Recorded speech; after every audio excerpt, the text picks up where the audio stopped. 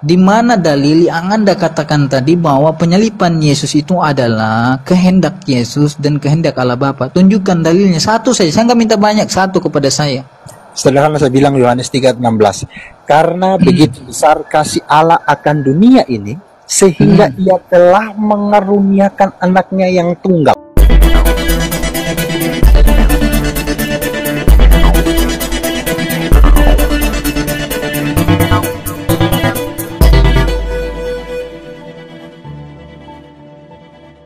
Halo teman-teman, apa kabar Anda semuanya? Tuhan Yesus memberkati kita semua. Teman-teman, pagi-pagi tadi saya mempergoki sebuah room di TikTok, yaitu dari seorang yang bernama Apologet Muda. Kemudian saya pengen tahu siapa sih Apologet Muda ini? Apakah dia orang Kristen atau orang Muslim gitu? Setelah saya ikuti narasi-narasinya, ternyata dia seorang polemikus. Dia bukan seorang apologet. Karena perintah berapologetika itu tidak ada di Al-Quran, adanya di Alkitab. Ya, beritakanlah firman, baik atau tidak baik waktunya. Nyatakanlah apa yang salah, tegurlah dan nasihatilah, ya, dengan segala pengajaran dan kesabaran. Itu adanya di Alkitab, tidak ada di Al-Quran, ya. Jadi hanya pengikut Kristus yang boleh dilabeli dengan apologet. Sementara yang Muslim, label yang tepat untuk mereka adalah polemikus, di mana mereka selalu membuat polemik dengan umat Kristen dengan menggunakan Alkitab umat Kristen sendiri, begitu. Dan mereka tidak rela jika Qurannya dicongkel-congkel gitu, tapi mereka senangnya mencongkel kitab orang lain. Nah, itulah namanya polemikus. Jadi mulai sekarang berhentilah ya Zuma, kemudian Yunus ini ya untuk melabeli diri Anda, mungkin Rifa juga ya, si Uni Rifa, berhentilah melabeli diri kalian dengan istilah apologet. Ya, kemudian satu lagi yang aneh yaitu Nandar melabeli dirinya dengan sebutan evangelis. Evangelis dari mana? Dari Hong Kong. Tahu tidak apa arti evangelis? Evangelis itu artinya penginjil. Ya, lalu Injil apa yang kau sebarkan?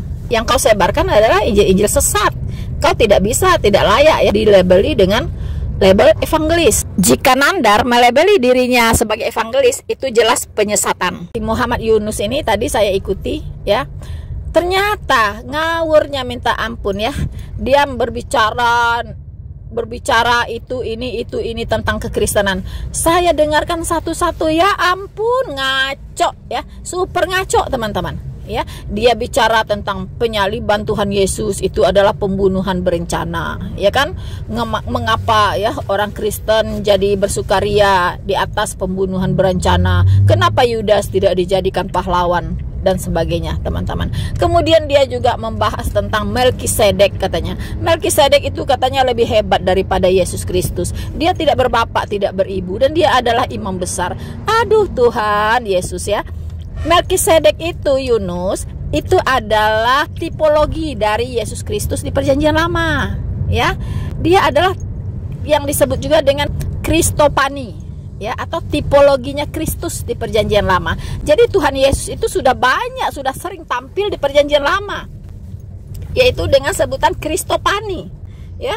Jadi Anda tidak belajar Alkitab, tidak belajar ilmu teologi, jadi jangan sok tahu gitu ya. Anda hanya membaca lalu Anda terjemahkan sendiri gitu, ya. Tidak begitu. Anda harus tahu sejarah latar belakang ya dari ayat itu. Anda harus tahu konteks dari ayat itu. Anda harus tahu hubungan satu ayat dengan ayat-ayat yang lainnya di sepanjang Alkitab. Banyak sekali Anda harus belajar. Tidak bisa Anda baca satu ayat Anda terjemahkan langsung ya. Jadi salah paham tentang Melkisedek teman-teman ya, sok taunya minta ampun. Lalu lebih parah lagi teman-teman ya, si Yunus ini itu salah kutip ayat pula teman-teman. Lukas 15 ayat 18 dia kutip-kutip itu, katanya itu adalah Yesus mengaku bahwa Yesus orang berdosa. Aduh teman-teman ya, dia membaca ayat Alkitab tidak melihat judul ya. Jadi dia seperti apa, buta Q gitu ya. Orang kalau membaca Alkitab baca judul dulu boy ya, baca judul lalu Anda lihat konteks ayat yang Anda garis bawahi gitu kan. Nah begitu, ini judulnya saja Anda tidak tahu, itu adalah perumpamaan tentang anak yang hilang.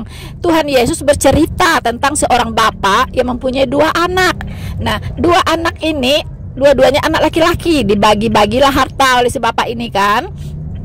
Nah anak yang anak yang bungsu itu dapat bagian harta, kemudian dia pergi meninggalkan daerahnya, kemudian dia di tempatnya yang baru berfoya-foya sampai dia miskin sekali, ya. Karena apa? Karena datanglah kelaparan di sana. Dia sudah jadi miskin, ya. Dia foya-foya semua harta yang diberikan oleh ayahnya. Nah, lalu dia teringatlah akan bapaknya. Lalu dia kembali pulang, ya. Dia bilang, "Bapakku banyak karyawan, banyak orang upahan," gitu kan. Nah, akhirnya karena dia kelaparan di daerah tempat dia tinggal, dia pulanglah ke bapaknya. Nah, waktu dia pulang itulah dia berbicara kepada bapaknya, ya, "Bapak, aku ini sudah berdosa kepada Bapak dan kepada sorga." Nah, itu yang berbicara itu adalah si anak ini yang tadinya pergi meninggalkan bapaknya lalu kembali gitu.